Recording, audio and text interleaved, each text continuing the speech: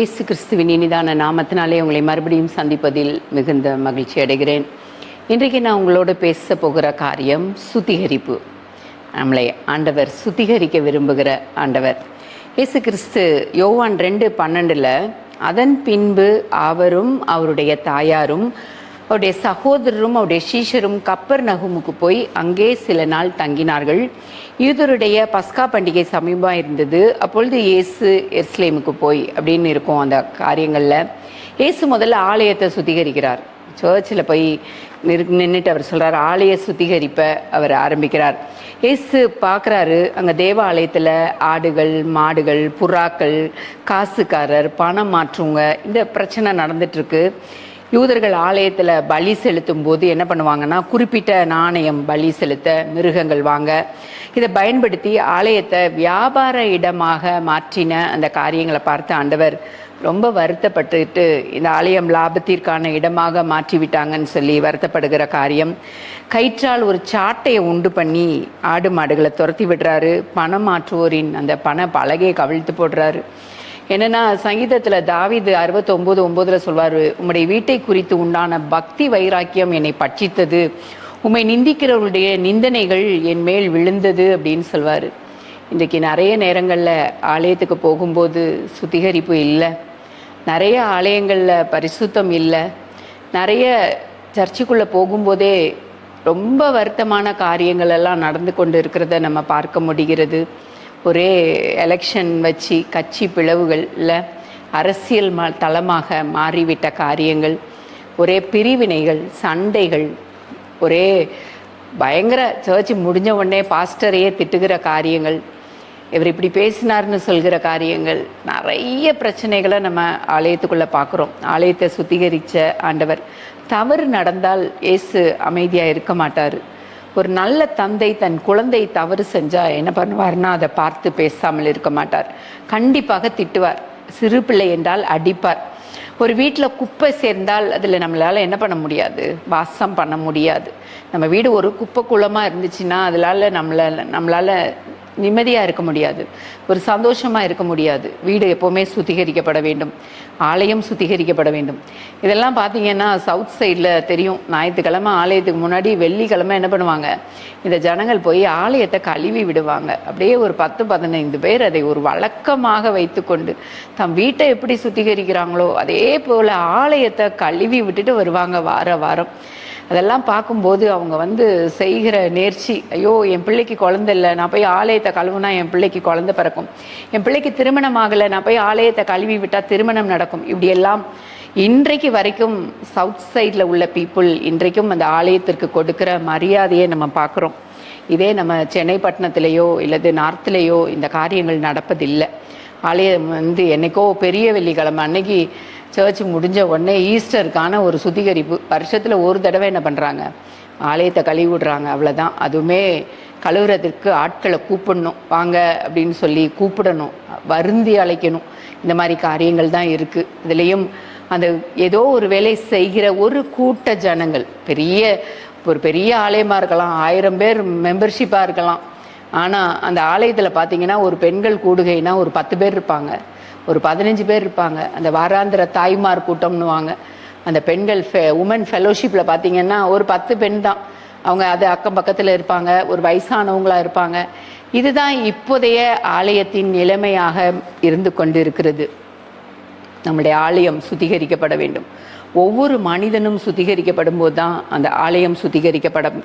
ஏசப்பா சொல்கிறாரு, என் வாழ்க்கை என்ற ஆலயத்தை ஆண்டவர்கிட்ட கேளுங்க, எசப்பா என் வாழ்க்கை என்கிற இந்த ஆலயத்தை சுத்திகரித்து கொடுங்கன்னு கேளுங்க. அந்த சுத்திகரிப்பு ரொம்ப முக்கியங்க. உபாகமம் 23:14 சொல்லப்பட்டிருக்கு, உன் தேவனாகிய கர்த்தர் உன்னை ரட்சிக்கவும் உன் சத்துருக்களை உனக்கு ஒப்பு கொடுக்கவும் உன் பாளையத்திற்குள்ளே உலாவி கொண்டிருக்கிறார். ஆகையால் அவர் உன்னிடத்தில் அசூசியான காரியத்தை கண்டு உன்னை விட்டு போகாதபடிக்கு உன் பாளையம் சுத்தமாக இருக்க கடவுது அப்படின்னுவார். மோசைக்கிட்ட சொல்வாருங்க ஆண்டவர், நான் இன்னைக்கு உன் பாளையத்தில் உலா வர போகிறேன், அதனால் உன் பாளையத்தில் என்ன வேண்டாம், எங்கேயும் அசூசியான காரியத்தை நான் பார்க்கக்கூடாது, அது பாளையம் சுத்தமாக இருக்கணும். உங்கள் வீட்டில் ஆண்டவர் உலா வரணுன்னா உங்கள் வீடு சுத்தமாக இருக்கணுங்க. ஒருத்தர் சொன்னாராம், ஆண்டவர் வந்தாராம், ஐயோ இந்த ரூம்குள்ளே மட்டும் போகாதீங்க, ஏன்னா எல்லா பாவமான காரியத்தையும் அந்த ரூம்குள்ளே வச்சு பூட்டி வச்சுட்டு இந்த ரூம்குள்ளே மட்டும் வேண்டாம் கடவுளே, மற்ற ரூம்குள்ளெல்லாம் வாங்கன்னு. அப்படி ஏதாவது உங்களுடைய வீட்டில் அறைகள் பூட்டப்பட்ட அறைகளாக இருக்குதா? அந்த இடத்த திறந்து பார்க்க முடியாமல் இருக்குதா? உங்களுடைய செல்ஃபோனை திறந்து பார்க்க முடியாத நிலைமையில் இருக்கிறாங்களா? உங்களுடைய வீடு நீங்கள் எப்படிப்பட்டதான இடமாய் வைத்திருக்கிறீர்கள்? ஆண்டவர் உலா வருகிற இடமாய் அதை மாற்றுங்க. உன்னை விட்டு போகாதபடிக்கு ஆண்டவர் சொல்கிறார், அசூசியான காரியத்தை கண்டு நான் என்ன பண்ணிடுவேன், உன்னை விட்டு போயிடுவேன்.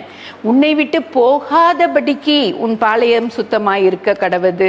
அப்போ ஆண்டவர் நம்மளை விட்டு போகக்கூடாதுங்க. ஆண்டவர் நம்மளை விட்டு போகக்கூடாதுன்னா நம்முடைய இருதயம் சுத்தமாக இருக்கணும், நம்முடைய வீடு சுத்தமாக இருக்கணும், நம்ம எங்கெல்லாம் உட்கார்றோமோ எங்கெல்லாம் போகிறோமோ எல்லா இடத்துலையும் சுத்தமாக இருக்கிற காரியங்கள் வேணும். உலக வாழ்க்கையில், உங்கள் வாழ்க்கையில் இயேசு தங்கி இருக்கிறாரா? நீங்கள் கேளுங்க, ஒவ்வொருத்தரும் கேளுங்க, ஆண்டவரே என்னுடைய வாழ்க்கையில் நீங்கள் தங்கி இருக்கீங்களா? அந்நாட்களில் கப்பர்நகூம்ல இருந்து என்ன வர முடியும்னா நன்மையான காரியம் வர முடியுமா அப்படின்னு கேட்டாங்க. இன்று உங்களுடைய வாழ்க்கையில் ஆண்டவராகிய இயேசு கிறிஸ்து தங்கி இருந்தால் ஆண்டவர் எதற்காக வைத்திருக்கிறார் என்பதை நீங்கள் புரிந்து கொண்டீங்கன்னா, நான் மட்டும் இந்த காரியத்தை செய்ய முடியுமா ஆண்டவரே? இல்லை. ஒரு கூட்ட ஜனங்களை நீங்கள் என்னன்னு எழுப்பணும். ஏசப்பாட்ட கேளுங்க, நான் இங்கே வரலன்னா, நான் இந்த இடத்துல வரலன்னா, நான் இப்போ இந்தியாவில் இல்லைன்னா, இந்த சென்னை பட்டணத்தில் இல்லைன்னா ஆண்டவர் ஒரு நோக்கத்தோடு வைத்திருப்பார். உங்களை எந்த பட்டணத்தில் நீங்கள் வாழ்கிறீங்கன்றது இல்லைங்க, எங்கே இருந்தாலும் ஆண்டவர் ஒரு நோக்கத்தோடு உங்களை வைத்திருக்கிறார். ஏற்கனவே முன்குறித்து வைத்திருக்கிறார். நீங்கள் இங்கே இருந்தால், என் பிள்ளை இந்த இடத்துல இருந்தால் அந்த இடம் சுத்திகரிக்கப்படும், என் பிள்ளை இந்த ஆலயத்துக்குள்ளே போனால் அந்த ஆலயத்தை நிச்சயமாய் மாற்றுகிற காரியங்கள் நடக்கும், இந்த ஆலயம் சுத்திகரிக்கப்படும். அதுக்காக சில பேரை என்ன பண்ணுவார், ஆலயத்தில் முன்னிறுத்தி வைத்திருக்கிற ஆண்டவர். நீங்கள் எந்த இடத்துல இருக்கீங்கன்னு தெரியாது, வெளிநாடுகளில் இருக்கலாம், இந்தியாவில் இருக்கலாம், எந்தல்லது கிராமங்களில் இருக்கலாம். ஆனால் உங்களை முன்குறித்து வைத்திருப்பார் என்றால் நீங்கள் ஆண்டவருடைய திட்டத்தை செய்ய தவறாதீங்க. சுத்திகரிப்பை கண்டிப்பாக நடத்துங்க. அதனால் யோவான் 2:13 சொல்லப்பட்டிருக்க பஸ்கா பண்டிகை, அந்த லேவியராகமத்தில் தான் அந்த பஸ்கா பண்டிகை குறித்ததான காரியங்கள் இருக்கும். லேவியராகம் 23:5 கர்த்தரின் பஸ்கா பண்டிகை ஆண்டவருக்கென்று கிட்டத்தட்ட ஒரு 7 பண்டிகையை பழைய ஏற்பாட்டு இஸ்ரேல் ஜனங்கள் ஆசரிச்சாங்க, கொண்டாடிட்டு இருந்தாங்க. 7 பண்டிகைகளில் 3 பண்டிகைகள் யூதர்கள் அனைவரும் என்ன பண்ணணும், எருசலேமுக்கு வரணும், கம்பல்சரி. இப்போ கூட சவுத் சைடில் இருக்கிறவங்க அசனம் அப்படின்னு அந்த கோயில் பிரதிஷ்டைக்கு அடுத்து பார்த்தீங்கன்னா அந்த ஏழைகளுக்கு சமைச்சு கொடுக்குற காரியங்கள், அவங்க எந்த ஊரில் இருந்தாலும், சென்னையில் இருந்தாலும், எந்த பக்கத்தில் இருந்தாலும் என்ன பண்ணுவாங்க, அந்த சவுத்தில் நடக்கிற தன் ஆலயத்தில் நடக்கிற அசன காரியங்களுக்கு கண்டிப்பாக போவாங்க. என்னென்னா இந்த யூதர்கள் இந்த 3 பண்டிகைகளுக்கு கண்டிப்பாக எங்கே வரணுமா, எருசலேமுக்கு வரணுமா. அப்படி வந்த காரியங்கள். அப்போ இயேசு கிறிஸ்து ஞானஸ்நானம் பெற்று தன்னுடைய ஊழியத்தை தொடங்கின பின்பு வருகிற முதலாவது பஸ்கா பண்டிகை இது. 3 பஸ்கா பண்டிகையில் ஆண்டவர் இருக்கிறார் இயேசு. முதலாவது பஸ்கா பண்டிகை லூக்கா 6வது அதிகாரத்தில் பார்க்கும். 3வது பஸ்கா பண்டிகை யோவான் 6:4 பார்க்கிறோம். கடைசி பஸ்கா பண்டிகையில் அவர் அட்டன் பண்ணல. என்னன்னா தன்னை தானே பலியாக கொடுத்த அந்த பஸ்கா பண்டிகை யோவான் 11:55 யூதருடைய பஸ்கா பண்டிகை சமீபமாக இருந்தது. சுத்திகரித்து கொள்ளும் பொருட்டு எருசலேமுக்கு போறாங்க. ஒவ்வொரு யூதனும் தன்னை சுத்திகரித்து கொள்ள ஆலயத்துக்கு போறாங்க. 3 பஸ்கா பண்டிகைக்கு போறாங்க, பலி செலுத்துறாங்க. என்னன்னா என்னுடைய பாவங்கள் மன்னிக்கப்பட வேண்டும், என்னுடைய காரியங்கள் சுத்திகரிக்கப்பட வேண்டும் தான் எருசலேம்ல போய் அந்த ஆடு மாடுகளை என்ன பண்றாங்க, பழைய ஏற்பாட்டில் பலி செலுத்துறாங்க. இன்னைக்கு ஆண்டவர் நீ பலியெல்லாம் எனக்கு தேவையில்லை, பலிகள்ல எனக்கு விருப்பம் கிடையாது, நீ பலினால இல்லை அப்படின்னு சொல்றாரு. அப்படின்னா தாவீது சொல்றாரு 51ஆம் சங்கீதத்தில், ஆண்டவரே என்னை ஈசோப்பினால் சுத்திகரியும், அப்பொழுது நான் சுத்தமாவேன், என்னை கழுவி அருளும், அப்பொழுது நான் உறைந்த மலையிலும் மென்மையாவேன். அப்ப பாவத்தை ஒவ்வொருத்தரும் சுத்திகரிக்கப்பட வேண்டும். டெய்லி நீங்க கேளுங்க, எப்போ நமக்குள்ள பாவம் போகும்னு தெரியாது. பாவத்தை நம்ம என்ன கேட்டுட்டே இருக்கணும், ஆண்டவர்கிட்ட சுத்திகரிங்க ஆண்டவரே, என்னுடைய பாவம் எனக்குள்ள இருந்துச்சுன்னா, ஒருவேளை எந்த அசுத்தம் இருந்துச்சுன்னா, நான் ஏதாவது காரியங்கள் செய்தேன்னா ஆண்டவரே சுத்திகரிப்பு வேணும்னு சொல்லி ஆண்டவர்கிட்ட கேளுங்க. யூதருடைய பஸ்கா பண்டிகை சமீபமாக இருக்கும்போது தேவனுடைய பஸ்கா யூதருடைய தேவனுடைய பஸ்கா இல்லாமல் இது லேவியராகமம் 23:5 சொல்லப்பட்டிருக்கும். யூதர்கள் என்ன பண்ணிட்டாங்கன்னா மாறிட்டாங்க, ஆண்டவரை மறந்துட்டாங்கங்க. நீசான் மாதம் 10ஆம் தேதி ஒரு ஆட்டை தேர்ந்தெடுத்து என்ன பண்ணுவாங்களாம், வீட்டில் வச்சு அடுத்த 3 நாட்களுக்கு அந்த ஆடு எந்த ஒரு பழுதும் இல்லாதபடி அது பரிபூரணம் பலியாக செலுத்துறதுக்கு இருக்கிறதான்னு பார்த்து 14ஆவது நாளில் என்ன பண்ணுவாங்க, பலியிட வேண்டும். இதற்காக இவங்க ஆலயத்துக்கு போய் தான் என்ன பண்ணணும், பலி செலுத்தணும். இதெல்லாம் பழைய ஏற்பாட்டு காரியங்கள், இதெல்லாம் நடந்ததுங்க. இதெல்லாம் அப்பவும் சவுத் சைடில் ஒரு ஆடை வீட்டில் வளர்ப்பாங்க. கரெக்டாக அந்த ஈஸ்டர் பண்டிகைக்கு முன்னாடி தான் அந்த பஸ்கா வரும், அன்னைக்கு அந்த ஆடை வெட்டுவாங்க. இன்றைக்கும் இஸ்லாம் மதத்தினர் என்ன பண்ணுறாங்க, அவங்களோட பண்டிகையோட அந்த ஆடை இப்போல்லாம் ஆடு வெட்டுறதில்லை, போய் வாங்கி பக்கத்தில் உள்ளவங்களுக்கெல்லாம் அந்த கறியை என்ன பண்ணுவாங்க, பங்கிட்டு அனுப்புவாங்க. அப்போ அவர்களுக்கு தெரியும் பஸ்கா ஆட்டுக்குட்டி என்று. எருசலேமில் போய் அந்த பஸ்கா பண்டிகையை யூதர்கள் கொண்டாடுகிற காரியம் ஏன் கொண்டாடினாங்கன்னா தன்னை சுத்திகரித்து கொள்ள. இன்னைக்கு நம்ம எந்த விதத்தில் நம்மளை சுத்திகரித்துக் கொள்கிறோம்? தேவ பிரசன்னத்திற்கு கீழ்ப்படுகிற வாழ்க்கையாக இருக்கிறதா? ஆண்டவருடைய பிரசன்னத்தில் நான் கீழ்ப்படுகிற வாழ்க்கை வாழ்கிறேனா? மனம் திரும்பி ஆண்டவருடைய வார்த்தைக்கு நான் கீழ்ப்படிஞ்சு ஒப்பு கொடுக்கிறேனா? ஆண்டவருடைய மகிமையை உங்கள் வாழ்க்கையில் பார்க்குறீங்களா? இயேசு அந்த முதல் பஸ்கா பண்டிகைக்கு வர்றப்போ ஒரு வரிசை பிரகாரம் பாருங்க. முதல்ல கானா ஊர் கல்யாணம், யோவானில் வரும் கானா ஊர் கல்யாணம்.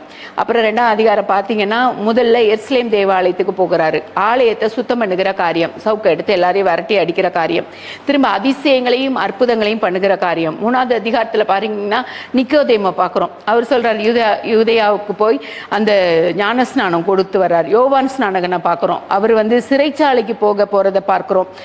தேவாலயத்தை சுத்தம் பண்றதை பார்க்குறோம். இப்படி இந்த லைனா நீங்க பைபிளை சாப்டர் வைஸ் சாப்டரா வாசிக்கும் போது ஆண்டவர் என்னெல்லாம் பண்ணார், என்ன காரியங்கள்லாம் செஞ்சார், எவ்வளவு மிராக்கிள் பண்ணார்னு நம்ம என்ன பண்ண முடியும், பார்த்து கொண்டே வர முடியும். லூக்கா 19ல் சுத்தம் பண்ணுவதை பார்க்குறோம். ஒரு வாட்டியும் வியாபாரம் பண்ணுகிறவர்களாய் நீங்கள் எப்படி, நீங்கள் ஒருவேளை பிஸ்னஸ் பீப்புளாக இருக்கலாம், வியாபாரம் பண்ணுறவங்களா இருக்கலாம், உட்கார்ந்து ஆலோசனை பண்ணுங்க, வீட்டில் உள்ளவங்களோட ஆலோசனை பண்ணுங்க. உங்களுடைய வியாபார ஸ்தலத்தில் இப்போல்லாம் பார்த்தீங்கன்னா ஒர்க்கர்ஸ் எப்படி இருக்காங்கன்னா பயங்கர பாவம் செய்கிறவர்களாக இருக்கிறாங்க, ஒரே அசுத்தம் இருக்குது. நான் நினைப்பேன், ஐயோ எவ்வளோ பெரிய ஸ்தாபனங்கள்லாம் அப்படி எப்படி விட்டுட்ருக்காங்க அப்படின்னு. ஆனால் என்னால் என்ன பண்ண முடியல, அந்த அசுத்தங்கள் நடக்க என்னால் அலோவ் பண்ணவே முடியலை. ஆண்டவருக்குள்ளே இருக்கிறதுனால அந்த அசுத்தமாய் நடக்கிற பிள்ளைகளை உடனே என்ன பண்ண வேண்டியது இருக்குது, வேலையை விட்டு அனுப்பக்கூடிய காரியமாக இருக்குது.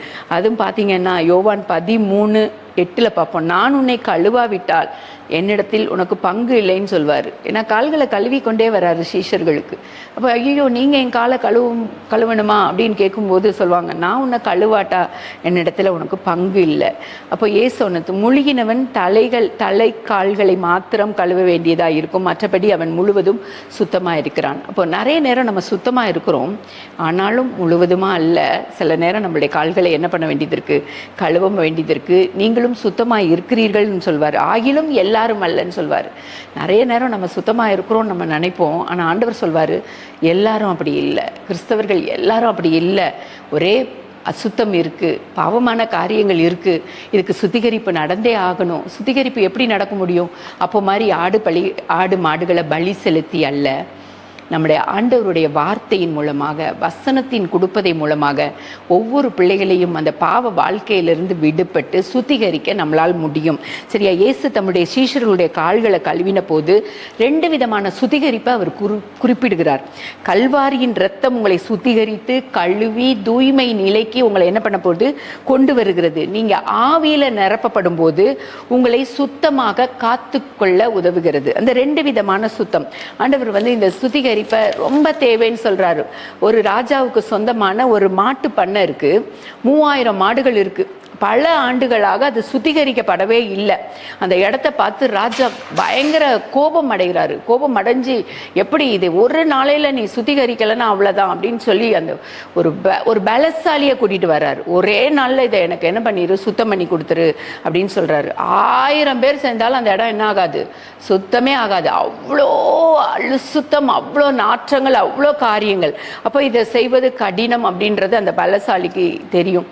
தீவிரமாக யோசிக்கிறான். ஓடுறான், அக்கம் பக்கத்தில் சுற்றி நடந்து பார்க்குறான். ஒரு மேட்டில் ஒரு நதி போகிறத பார்க்குறான்.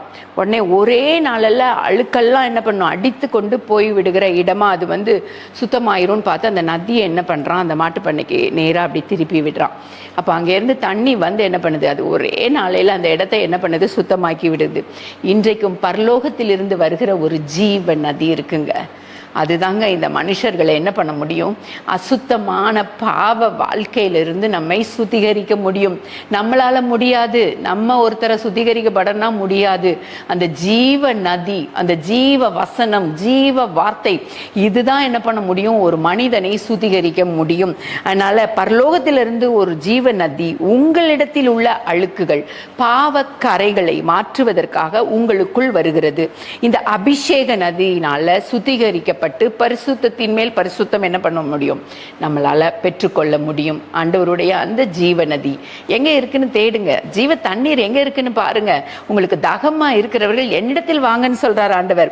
தேவரீர் தாவீது சொல்வாரு சங்கீதம் 65:9, தேவரீர் பூமியை விசாரித்து அதற்கு நீர் பாய்ச்சுகிறீர், தண்ணீர் நிறைந்த தேவ நதியினால் அதை மிகவும் செழிப்பாக்குகிறீன்றாரு.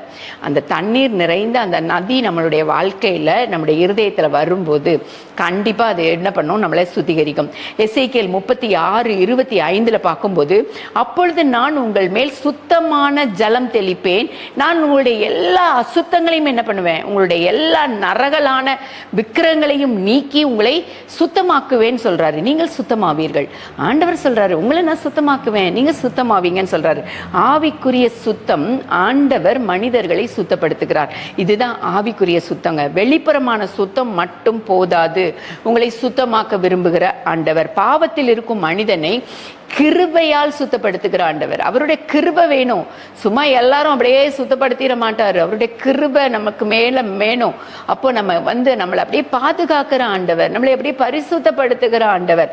இல்ல எபேசியர் 5:26 பார்க்கும்போது, தாம் அதை திருவசனத்தை கொண்டு தண்ணீர் முழுக்கினால் சுத்திகரித்து பரிசுத்தமாக்குகிற ஆண்டவர். இல்லை முன்னாடிலாம் அந்த பழைய ஏற்பாடு பாமாலையில் பாட்டு உண்டு, பரிசுத்தர் கூட்டம் நடுவில் ஜொலி தீடும் சுத்த ஜோதியே அரூபியே யுவேலையில் ஆடியார் நெஞ்சம் பாரீரோ, சுத்தம் விரும்பும் சுத்த ஜோதியே விரும்பா அசுத்தம் யாவும் போக்குமே, பாவினீச பாவி நானையா தேவா இரக்கம் செய்ய மாட்டீரோ. ஏன்னா அழகா பக்தர்கள் பாடுறாங்க இல்ல, பாவினீச பாவி நானையா தேவா இரக்கம் செய்ய மாட்டீரோ.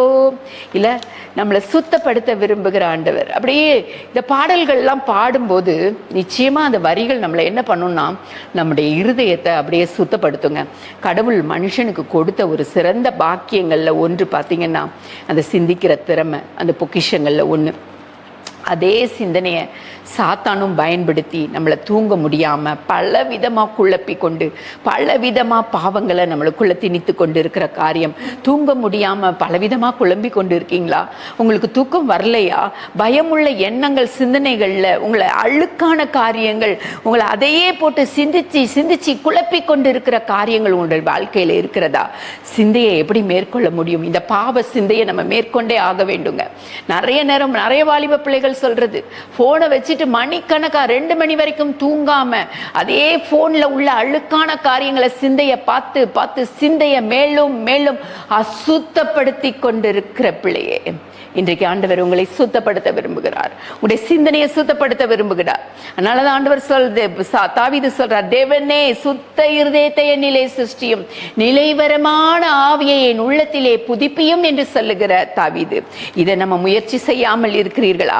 ஆவிக்குரிய சுத்திகரிப்பை பெறுவதற்கு அதிகமாக முயற்சி செய்யணுங்க. அதிகமா முயற்சி செய்யணும்.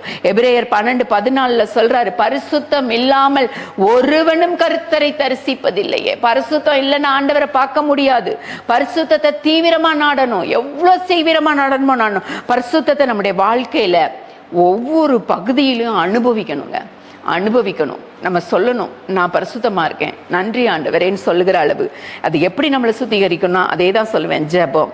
வேத வாசிப்பு, தூய்மையான அந்த வளர்ச்சியை, அந்த சித்தத்தை அடைவதற்கான முதன்மையான வழிகள் இதுதாங்க. நம்ம அந்த தூய்மையை அடைவதற்கான முதன்மையான வழிகள். முகம் பார்க்கும் கண்ணாடி இருப்பதை அப்படியே நம்மளுக்கு காட்டும். நம்ம மூஞ்சில ஏதாவது ஒரு சின்ன பிளாக் மார்க் இருந்தால் கூட அதை என்ன பண்ணிடும், அந்த முகம் பார்க்கும் கண்ணாடி அப்படியே காட்டும். ஆண்டவருடைய வார்த்தையும் நம்ம பாவத்தை என்ன பண்ணும்னா அப்படியே காட்டுங்க. நீ பைபிளை எடுத்து வாசிக்க வாசிக்க உன்னுடைய பாவத்தை அது எப்படி காட்டும், உன் முகத்துல எப்படி உன்னுடைய சரீரத்துல இருக்கிற குறைகளை கண்ணாடி காட்டுதோ, அதே போல இந்த வேதமும் என்னதை காட்டும்னா எனக்குள்ள இருக்கிற பாவத்தை என்ன பண்ணும் காட்டும். அப்படி மனம் திரும்ப செய்யும், வாழ்க்கையை மாற்றும். பாவம் ஒரு குளோரோஃபார்ம் மாதிரிங்க.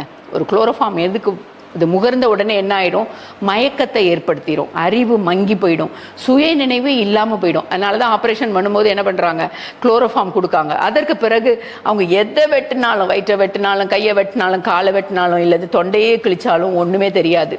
அதுபோல தான் எந்த மனிதன் பாவ சந்தோஷத்தை முகர்ந்து விடுகிறானோ, இந்த பாவ காரியத்தை முகர்ந்து பார்க்கிறானோ, அதன் பிறகு அவன் எப்படி இருக்கிறானா, அடிமை நிலை என்ற அறியாமல் இருளை நோக்கி சென்று கொண்டிருக்கிற காரியங்கள் இவை ஆண்டவரை விட்டு அவனை பிரிக்கிறது. எப்படி குளோரோஃபார்ம் சுயநினைவை இழக்க செய்கிறதோ, பாவமும் ஆண்டவரை விட்டு நம்மளை என்ன பண்ணுறதுன்னா பிரிக்கிறது, அடிமைப்படுத்துகிறது. பிரிக்கிறது மாத்திரம் இல்ல, அதுக்கு அப்படியே ஒரு அடிமைப்படுத்துகிறது. பாவத்தின் கொடுமை என்னன்னா, ஒரு சிலந்தி பூச்சி அப்படியே அது கட்டியிருக்கும், அது மேல ஏதாவது ஒரு பூச்சி சிக்கிட்டா அது அப்படியே போய் தன்னுடைய 8 கரங்கள்ல அது என்ன பண்ணிரும், அதை அரவணைப்பது போல பூச்சியை இழுத்து அப்படியே கொன்று விடுகிறது. தப்பிச்செல்ல முடியாமல் கயிர்களை கட்டி விடுகிறது. பூச்சியினுடைய அந்த ரத்தத்தை அது என்ன பண்ணிரும், அப்படியே உறிஞ்சி குடிச்சிரும். சாத்தான் பல சுவைகளை மனுஷனுக்கு காண்பிக்கிறான். அனுபவி ராஜா, நல்லா அனுபவி அப்படின்னு சொல்லி வஞ்சக சிரிப்போடு அழைக்கிறான். தேனை விரும்பி அதில் விழுந்து மடிகிற எறும்பை போல, வெளிச்சத்தை விரும்பி அதிலே விழுந்து விட்ட பூச்சியை போல, பாவ அடிமைத்தனத்திற்கு நீ சிக்கி மரித்து போகிறது போல. யோவான் 8:34 சொல்றாரு, பாவம் செய்கிறவன் எவனும் பாவத்துக்கு அடிமையா இருக்கிறான்னு சொல்கிறாரு. இந்த மாதிரி பாவ அடிமைக்குள்ள சிக்கி கொள்ளாதபடிக்கு ஆண்டவர் நம்மளை முற்றிலுமாய் நம்ம ஆண்டவரை அறிந்து கொள்கிற காரியம், மெய் தேவனாகிய ஆண்டவரை அறிந்து கொள்கிற காரியம். கிருபை நம்ம கூட இருக்கணுங்க. நன்றி ஆண்டவரே. அப்பா எங்களை சுத்திகரிங்கப்பா, பாவம் எங்களை மேற்கொண்டு விடாதபடிக்கு, அப்பா பாவ இருளிலே சிக்கி கொள்ளாதபடிக்கு தேவ இரக்கம் எங்களை ஆட்கொள்ளட்டும் ஆண்டவரே. நீங்க பொறுப்பெடுங்க ஆண்டவரே, வழி நடத்துங்க. மீட்பரின் பாதம் பணிந்து கெஞ்சி மன்றாடுகிறோம் நல்ல பிதாவே, ஆமென்.